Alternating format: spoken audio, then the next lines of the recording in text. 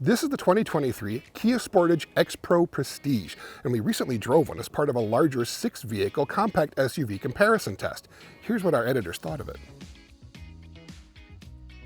What do we like about it, Aaron? Frankly, I think this has the best interior here. It is comfortable, it is stylish. I really do like the whole single panel for both the digital gauge cluster and the touchscreen. It feels almost frankly like things you see in much more expensive vehicles like from Mercedes-Benz or from Cadillac, and it works really well too, I think. Absolutely, the graphics are great. It's very easy to use, lots of helpful information, big screens, big fan overall, and the interior layout is great. Very comfortable inside as well. This was first in both front and back seat comfort. I believe it. It's a really well done interior, both the material quality, the layout, as you said, the seat comfort, and it still maintains things like an actual traditional shifter and a volume knob for the controls for the multimedia screen as well. So things that we value, things that we know help to avoid distractions while you're driving, present in the Sportage. Absolutely. One slight mark against it though is that the physical knobs operate both the climate and the audio controls, and you have to switch between the two. I had some issues. I changed the air when I wanted to change the volume. I changed the volume when I wanted to change the air. It's a learning curve. If that's the price to pay for having to maintain still an actual physical knob, you know what, I'll pay it. But you know, I liked that a lot more than I liked the powertrain in the Sportage. Absolutely. This is adequate, I would say. Yeah.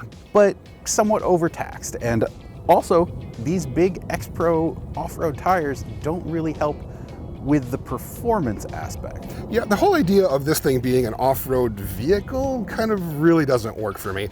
I do like the fact that it rides beautifully because you've got the smallest tires, the smallest wheels in this test, where the 17-inch wheels wearing these big balloony all-terrain tires, but that also sets it up to be rather loud inside as well. These are not quiet tires on the street. No, absolutely not. And it gets worse for me, at least, at highway speeds. It's a little less noticeable around town, but once you start getting into 70, 80 miles an hour, when it really starts to drone on.